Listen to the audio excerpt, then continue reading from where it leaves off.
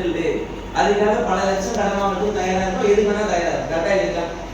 So அந்த லெவல்ல நாகப்பட்டினம் டிஸ்ட்ரிக்ட்ல, ஏன்னா அந்த டைம்ல நான் அந்த நாகப்பட்டினம் டிஸ்ட்ரிக்ட் இருந்துச்சு, அதுல வந்து டிஸ்ட்ரிக்ட்ல one of the top most rank எடுத்ததுனால ஸோ இது நான் நாகப்பட்டினம் டேரக்டர் அந்த டைம் பழனிசாமி அவர் கையில வாங்கினேன். என் பெருமையை சொல்றது இதெல்லாம் என்னோட பெருமை இல்லைவா அப்படி நீங்க இல்லாம வேற என்ன சொல்றது என்னோட பெருமை. ஏன் உங்கள்கிட்ட ஷேர் பண்றேன்னா, இங்க வந்து நின்று பேசிட்டு இருக்கோம்னா, இந்த பிசினஸ் பண்ணிட்டு இருக்கோம்னா, வேற வழி இல்லாமலோ எங்களுக்கு வேற வேலை கிடைக்காமலோ ஜாபுக்கு போகிறதுக்கான ஒரு தகுதி இல்லாமலோ கிடையாது. இன்னைக்கு நான் வேலைக்கு போனாலுமே நான் படிச்ச படிப்புக்கு நிச்சயமா மாசம் 80,000 மேல சேலரி கிடைக்கும். பட் அதெல்லாம் விட்டுட்டு இங்க பண்ணிட்டு இருக்கோம்னா அதை தாண்டின வருமானமும், அதை தாண்டின வாய்ப்பும், அதை தாண்டின வாழ்க்கையும் இங்க இருக்கு. ஸோ இது வந்து நான் பிசினஸ் ஸ்டார்ட் பண்ண ஒரு டைம்ல நான் படிச்சது காப்பஸ்ட் காலேஜ்ல. காலேஜ் படிக்கும்போது எனக்கு புரிஞ்சுது. எனக்கு 18 வயசா இருக்கும்போதே சரி நம்ம ஒரு வருமானத்தை மட்டும் டிபெண்ட் பண்ணி இருக்க முடியாது. படிச்சு முடிச்சுட்டு வேலைக்கு போனாலும் அதிகபட்சம் எவ்வளவு சம்பளம் கொடுப்பாங்க? இன்ஜினியரிங் முடிச்சு வேலைக்கு போனவங்க இருக்காங்கல்ல, எவ்வளவு சம்பளம் கொடுப்பாங்க? ஒரு 40, 50, 60 இருக்கேன். 100 நார்மலா இன்ஜினியரிங் முடிச்சு போனா 15,000 ரூபாய் 20,000 ரூபாய். நான் சொல்றது உண்மையா இல்லையா? மாணவர்களாக நம்பிட்டு இருக்கு அப்படிங்கிற மாதிரி தான் இருக்கு. அதான் ரியல். கரெக்டா இல்லைங்க நான் சொல்றது? 100 ஒருத்தருக்கு ஒரு 40 ரூபாய் கிடைக்கும். அந்த விஷயம் எனக்கு ஸ்டார்டிங்கே புரிஞ்சதுனால ஒரு 40, 50, 60 கிடைச்சா கூட நம்மளோட நினைச்ச லைஃப் நம்ம வாழ முடியுமான்னு கேட்டீங்கன்னா கேள்வி கொடுக்கலாம். கரெக்டா இல்லைங்க நான் சொல்றது? மேபி இப்போ நீங்க ஒரு 15, 20,000 சம்பாதிச்சுன்னா எக்ஸ்ட்ரா ஒரு 20,000 நல்லா இருக்கும் போகணும். பட் அப்ப சம்பாதிக்கும் போது அது எல்லாமே செலவு வருமா இல்லதா? அதை நேற்று மீட் பண்ணேன். எவ்வளவு சம்பாதிக்கிறீங்க? 20,000 சம்பாதிக்கிறீங்க. எவ்வளவு சேர்த்துக்கிறீங்க? 5,000 ரூபாய் சேர்த்துக்கிறீங்க அப்படின்னு.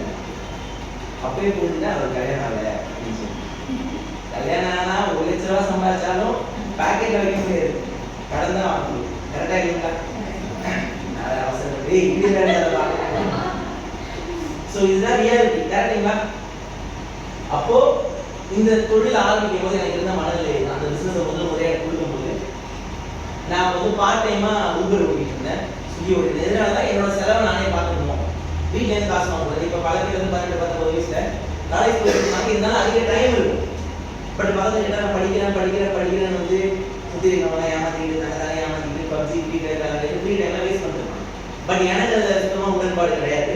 அதனால காலேஜ் படிக்கிற டைம் பார்ட் டைமா என்னோட ஒர்க் என்னவோ அதை ஸ்டெப் பை ஸ்டெப்பாக பண்ண ஆரம்பிச்சோம். அந்த டைம் தான் ஆக்சிஸ் இந்தியா கிடைச்சது. எனக்கு 20 வயசா இருக்கிறது ஆக்சிஸ் இந்தியா கிடைச்சது. இப்போ நீங்க வந்து உட்காந்துருக்கீங்க இல்லையா, உங்களை ஒரு சில பேர் அழைச்சிட்டு இருப்பாங்க. மேபி அவங்க மேல இருக்க மரியாதையோ இல்லை அவங்க பண்ண டார்ச்சர் தாங்க முடியாமலோ இல்லை உண்மையாக ஒரு சில பேர் ஆர்வமாக வந்து உட்காந்துருக்கு. ஸோ அதே மாதிரி நானும் வேற வழி இல்லாம ஒருத்தர் பண்ண டார்ச்சர் தாங்க முடியாம போய் இந்த பிசினஸ் கான்ஃபரன்ஸ் வந்து அட்டென்ட் பண்ணேன். அந்த ஒரு டைம் தான் நெக்ஸ்ட். ஸோ அப்போ எனக்கு புரிஞ்சது, சரி இதுல ஏதோ ஒன்று இருக்கு, நம்ம ஒரு ஸ்டெப் எடுக்கலாம் அப்படின்னு சொல்லிட்டு என்ன காரணத்துக்காக ஸ்டார்ட் பண்ணல. இங்க இருக்கிற பல பேருக்கு தேவைகள் இருக்கும். தெரியாதுங்களா? என்ன இருக்கும்? வீடு கட்டணும். எத்தனை பேருக்கு ஆசை இருக்கு? கடவுள் கொடுப்பாரு. அதிகப்படியான ஆசையா இருக்கு, கம்மிப்படியான ஆசையா இருக்கும். வீடு கட்டணும்னு தேவை இருக்கா இல்லையா? நான் சாதத்துக்குள்ள ஏன்னா பல பேருக்கு என்ன பெரிய கனவா இருக்குன்னா, முன்னாடிலாம் வந்து பசங்க எல்லாம் சேர்த்து வச்சுட்டு போகணும் அப்படின்றது கனவு. ஆனா இப்ப பெரிய கனவு என்ன தெரியுமா? இது ஒரு கனவு. மிகப்பெரிய கனவு என்ன தெரியுமா? எப்படியாவது நான் சாதத்துக்குள்ள என் பசங்களுக்கு கடன் இல்லாத வாழ்க்கையை விட்டுருக்கணும். இதுதான் இருக்கிறதே மிகப்பெரிய கடன் இல்லாம வாழ்றதே மிகப்பெரிய சாதனையா போயிட்டு இருக்கு இப்ப இருக்க காலகட்டத்தில். கரெக்டா இல்லைங்களா நான் சொல்றேன்? அந்த மாதிரி சூழ்நிலையில எனக்கு இருந்த தேவை என்னன்னா, இங்க இருக்க ஒருவருக்கு மாசம் 1 லட்ச ரூபாய் சம்பாதிக்கணும், எங்க அம்மா கோல்டு எடுத்து கொடுக்கணும், அப்புறம் என் மனைவி கோல்டு எடுத்து கொடுக்கணும், கார் வாங்கணும், ஃபாரின் ட்ரிப்பு போகணும், அப்புறம் ஒரு வீடு கட்டணும், அப்புறம் வந்து மேரேஜ் பண்ணது அந்த டைம்ல மேரேஜ் ஆகணும், அப்புறம் வந்து ஒரு ஆர்கனைஸ்னா முதியோர் இல்லம் கட்டணும், அப்புறம் வந்து குழந்தைகளுக்கான பாடல் குழந்தைகள் காப்போம். இதெல்லாம் வந்து என்னோட அந்த லாஸ்ட் 2 டைம் அச்சீவ் ஆக நான் ப்ராசஸ்ல போயிட்டு இருக்கோம். இதுதான் என்னோட கனவு. இந்த மாதிரி ஒருவருக்கு ஒரு கனவு இருக்கா? வண்டி வாங்கணும்னா வண்டி வாங்கணும் இருக்கலாம், கோல்டு செயின் வாங்கணும் இருக்கலாம், இல்லை வச்ச நிறைய நீட் எடுக்கணும் இருக்கலாம், பசங்களை நல்ல ஸ்கூல்ல படிக்க வைக்கணும் இருக்கலாம், அதான் பசங்களுக்கு ஒரு சைக்கிள் வாங்கி கொடுக்கணும், எனக்கு ஒரு கார் வாங்கணும், ஏதோ இருக்கா இல்லைங்களா? அதுக்காக தான் ஓடிட்டு இருக்கோம். இப்போ ஒருத்தர் ஒரு வேலைக்கு போயிட்டு இருக்கோம். எல்லாருமே எனக்கு ஒரு வேலைக்கு போயிட்டு இருக்கீங்க. நான் என்ன சொல்றேன், இன்னைக்கே அடுத்த நாள் காலையில உங்களுக்கு ஒரு 50 லட்சம் கொடுக்கணும்னு வச்சுக்கோங்க. அது மூலியமா உங்களோட கனவு எல்லாத்தையும் அச்சீவ் பண்ணிக்கலாம் அப்படின்னா அதுக்கு அடுத்த நாள் அந்த வேலைக்கு போவீங்களா? வேலைக்கு போவோமா? அதே வேலைக்கு இப்போ நம்ம போயிட்டு வேலைக்கு போவோமா? இப்போ மட்டும் 50 லட்ச ரூபா கிடைச்சா அதுக்கப்புறம் மேனேஜர், டேய் மேனேஜர் வராது என்னென்ன கேள்வி கேட்டேன் அந்த படத்துல, டேய் கோவிந்தசாமி அப்படின்னு 6 மணிக்கு மேல வெளியே மாதிரி. ஆனா இப்போ ஒரு நாள் லீவ் போட்டுருக்கோம், கேட்பாரு ஏமா லீவ் போட்ட? இல்லைங்க வீட்டில் தான் ரிலேட்டிவ்ஸ்லாம் வந்துட்டாங்க. சொல்லுறீங்க வேலை இருக்கீங்க கண்டிப்பா கேட்பாங்க வேலை இல்லை. நமக்கு தோணும், டேய் நீ என்ன தெரியாது நான் என்ன சொல்லலாம்னு தோணும். சார் ஏன் நீங்கள நான் ரியாலிட்டி தான் கரெக்டா இல்லைங்க நான் சொல்றது. ஸோ அதுவே நம்ம கிட்ட ஒரு பணம் வந்துருச்சுன்னா அடுத்து நான் போறதே இப்படி இருக்கும். புஷ்பா பணம் தருவீங்களா இப்படி இருக்கும். அந்த மாதிரி நம்ம அடைய காலை எடுத்து விட்டு என்னப்பா நான் வேலை போயிட்டு வா அடுத்த வேலை இருந்து போயிட்டு இருக்கும். கரெக்டா இல்லைங்களா? அப்ப அந்த பணம்ன்றது நம்மளோட தேவை அப்படின்றத நம்ம அதுக்காக தான் ஓடிட்டு இருக்கோம் வாழ்நாள் ஃபுல்லா. பட் வாழ்நாள் ஃபுல்லா ஓடினாலும் நம்ம நினைச்ச விஷயத்தை அது மூலியமா அச்சீவ் பண்ண முடியுதா? இல்ல, கிடையாது. இப்ப கிடைக்கிற 10,000 15,000 20,000 நம்மளால பண்ண முடியும். நம்மளோட தேவைகளை அச்சீவ் பண்ண முடியல. இதான் என்னோட தேவைகளா இருந்துச்சு. இதை ஆக்சஸ் இந்தியாவில் பண்ண முடியுமா? இப்ப நீங்க வந்து உட்காந்துருக்கீங்க, எதனால வந்து உட்காந்துருக்கீங்க? ஏதாவது ஒரு வாய்ப்பு கிடைச்சதுன்னா என்னோட வாழ்க்கையில முன்னேற முடியுமா? ஏற்கனவே உங்க லைஃப்ல கடன் இல்லாம நீங்க ஏற்கனவே ஒரு வீடு கட்டி ஏற்கனவே உங்க வீட்டுல ஒரு கார் வந்து மாசம் லட்ச ரூபாய் காசு இருந்தா எவ்வளவு உட்காந்துருக்கீங்க? ஒரு பையனா நம்ம பேசுறதை நான் கேட்கணும். அப்படிதான் நம்ம வயசுல சத்தியமா வந்துருக்கணும். நமக்கு ஏற்கனவே இதெல்லாம் பண்ணாததுனாலதான் வந்து நம்ம கரெக்டுங்களா? சரி நீங்க வந்து உட்காந்துருக்கோம், இந்த தொழில் மூலயமா இந்த ஆக்சஸ் இந்தியா மூலயமா இந்த விக்டிட்டி மூலயமா இதெல்லாம் பண்ண முடியுமா அப்படின்னா நான் என்ன பண்ணிருக்கேன் ஷோ பண்ணல. என்னோட மந்த்லி இன்கம் இப்போ மாசம் 1 லட்ச ரூபாய் மேல இந்த தொழில் மூலயமா இன்கம் பண்ணிருக்கேன். எங்க வீடு ஏதாவது திருவள்ளூர் வந்து நாங்கள் வாடகை வீட்டு இருக்கோம். வில்லியனூர்ல வீடு கட்டிருக்கோம். வில்லியனூர்ல 30 ஏக்கர் இருக்கு. இங்க இருக்கிற எல்லாருமே ஒவ்வொருத்தரும் சொந்த வீட்டுல எங்க அம்மா வந்து வேலை பார்த்துருக்காங்க. மூடு தெரியுமா கேட்டு மேம்பாடு இருக்குங்களா? அதுதான் மூடு ஒரு ஊர் இருக்கு. அந்த ஊர்ல ராமாமிர்தம் அம்மையார் ஸ்கூல் கவர்மெண்ட் ஸ்கூல். கவர்மெண்ட் ஸ்கூல்ல டீச்சரா வேலை பார்க்குறாங்க. என் அம்மா பேர் வச்சியா. நான் சொல்றது சந்தேகம் தான், சொன்னது எல்லாத்தையும் நீங்க கிராஸ் செக் பண்ணுங்க. ஏன்னா இந்த ஊர்ல தான் இருக்கும். சும்மா வெளியூர்ல வந்து ஒரு நாள் மீட்டிங் போட்டவங்க காசு வாங்கி போடுறது கிடையாது. இங்கே தான் இருக்கும். பிறந்ததுலேருந்து இங்கே தான் இருக்கும். இந்த ஊர்ல சொந்த ஊர்ல இருந்து சொந்த வீட்டுல இருந்து நாங்கள் தொழில் பண்ற எல்லாருக்கும் ஒரு நல்ல பேக்ரவுண்ட் தான். அப்புறம் எங்க அம்மா எங்களை கோல்டு வாங்கி கொடுக்கும்போது மொத்தமா வந்து ஒரு 100 சவரன் அப்படி சொல்ல, அவங்களுக்கு தேவையான ஒரு 30 சவரன் வந்து கோல்டு இந்த பிசினஸ் சம்பாதிச்சு நான் வாங்கினேன். அப்புறம் காரு இங்க போனீங்கன்னா கலைஞர் ஆபீஸ் இருக்கு, அதுக்கு பக்கத்துல பார்த்தீங்கன்னா என்னோட கார் நிறுத்தி வச்சிருக்கேன். நான் சொந்தமா வாங்கினேன் என்னோட ஜிம்மி கார். அதுவுமே பார்த்தீங்கன்னா அதான் இருக்கு. அதுலேயே சந்தேகம் இருந்துச்சுன்னா என்னோட கார் ஆக்சிடென்ட் இருக்கு, நீங்க வாங்க காட்டுறேன். என் பேர் தான் போட்டுருக்கோம்ல. நெக்ஸ்ட் அப்புறம் நெக்ஸ்ட் இந்த பிசினஸ் மூலயமா ஃபாரின் ட்ரிப்பு போகணும், வெளியூர் போகணும், ஊர் சுற்றி பார்க்கணும், டூர் போகணும் எல்லாருக்கும் ஆசை இருக்குங்க. நமக்கு இருக்கிற பிரச்சனைகளை எங்க வெளியூர். ஸோ அப்படி இல்லாம வெளிநாடு மலேசியா பார்த்தீங்க அப்படின்னா இந்த பிசினஸ்ல என்ன அழைச்சிட்டு போயிருந்தாங்க. ஒரு ட்ரிப் அச்சீவ் பண்ணாங்க. நெக்ஸ்ட் வந்து தாய்லாந்து போகணும். அப்புறம் என்னோட வீடு நான் சொன்ன மாதிரி வில்லியனூர்ல உத்தரவாதி கோயில். அது உள்ள போனீங்கன்னா விஜயாண்டி செல்வின்னு சொல்லுவாங்க. அந்த வீடு கட்டிட்டு இருந்தேன். இன்னும் கரெக்டாக 2 months 2.5 மாசத்துல வந்து வீடு குடி போகிற ஸ்டார்டிங் பிளேஸ் இருக்கிற போது எல்லாமே கம்ப்ளீட் ஆகிடுச்சு. ஆகும் இன்னொரு 2 நாள் லைஃப். அப்புறம் என்னோட மேரேஜ் இருக்கிறது மிகப்பெரிய சம்பவம் தான். ஆமாம், நான் வந்து ரொம்ப வருஷமா ஒரு பொண்ணை ஒரே பொண்ணை லவ் பண்ணி அதே பொண்ணு பார்த்தீங்கன்னா 7 மாதத்துக்கு முன்னாடி மேரேஜ் பண்ணேன். இது என் சொந்தக்காரர் கிடையாது. எனக்கு யோசிக்கலாம், இவங்க நம்பி காசு போடலாமா ஒரு 30,000, இவங்க நம்பி ஒரு 4,000 ரூபாய் காசு போடலாமா ஒரு என்ன சிந்தனை இருக்கலாம்.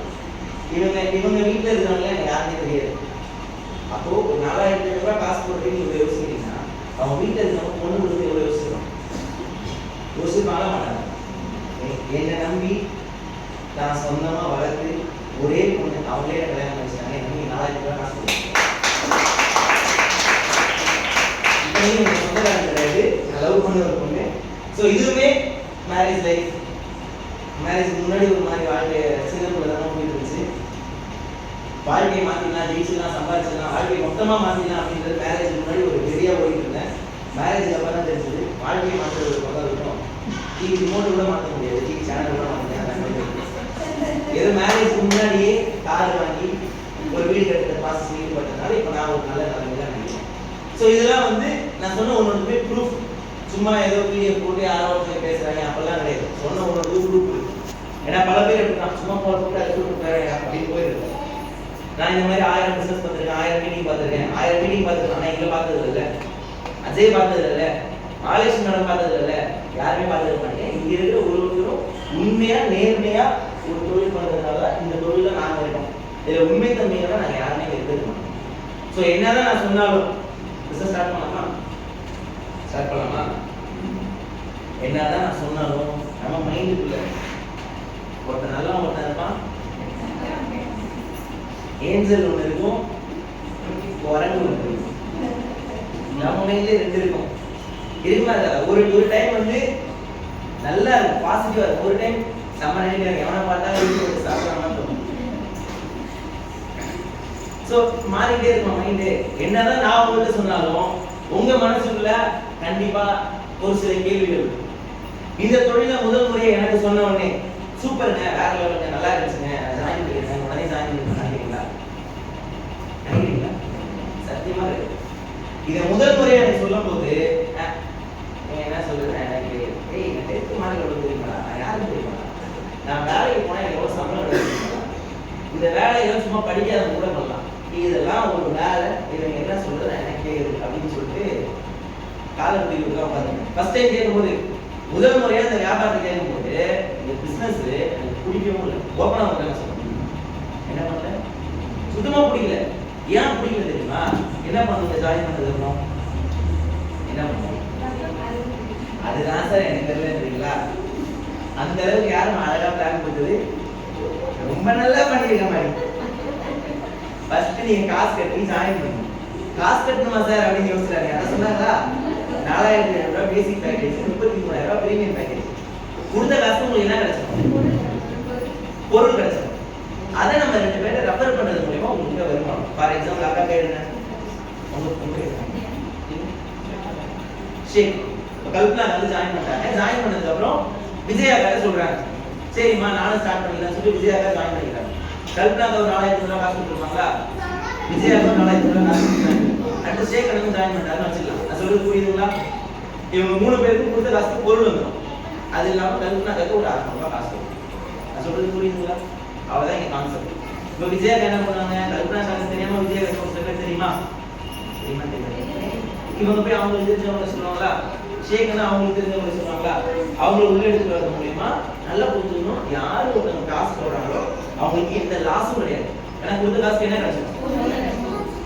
அதே சமயத்துல நமக்கு வருமானம். ஏன் இங்க வருமானம் கொடுக்குறாங்க? இதெல்லாம் தான் பிளான் கொடுக்கணும் சொல்லியிருக்கணும். அதை வந்துட்டு பிஎஃப் உங்களை பத்தி சொல்லியிருக்கீங்க. ஏன் இங்க வருமானம் கொடுக்குறாங்க? பிசினஸ் டெவலப் பண்ணுங்க. ரொம்ப சிம்பிள்.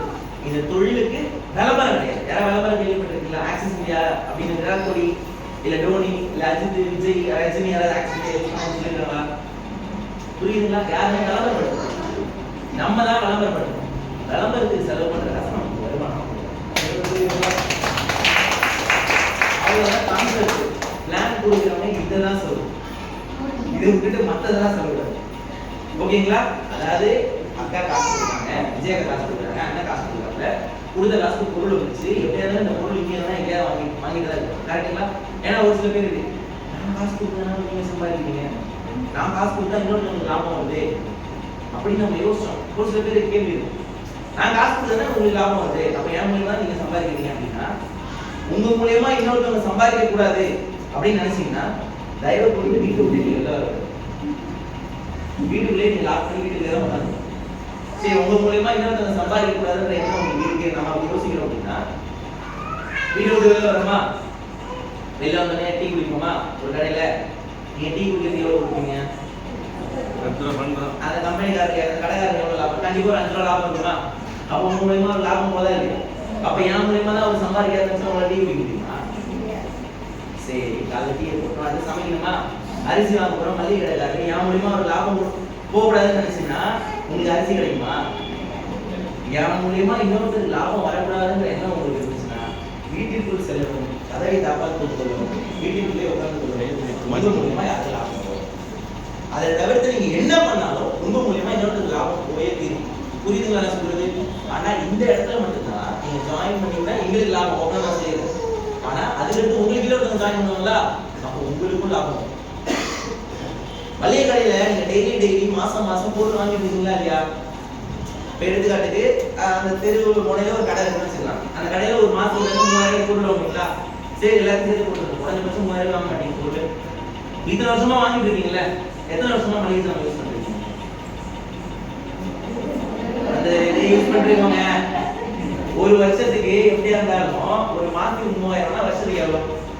36,000 ரூபாய். அப்ப ஒரு வருஷம் 36,000 உங்க மூலமா மளிகை கடைக்காரர் சம்பாதிக்கிறார். கரெக்டா? கடந்த ஒரு 30 வருஷமா சம்பாதிக்கிறாருன்னு வச்சுக்கலாம்.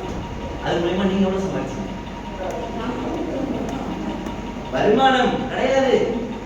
கொடுத்த காசு உங்களுக்கு பொருள் வந்துருச்சு. ஏன்னா உங்களுக்கு வருமானம் கிடையாது. இத்தனை வருஷமா இதான் பண்ணிட்டு இருக்கோம். ஆனா இங்க நீங்க கொடுத்த காசுக்கு உங்களுக்கு பொருளும் கிடைச்சிடும். அதே சமயத்தில் வருமானம் வாய்ப்பு உங்களுக்கு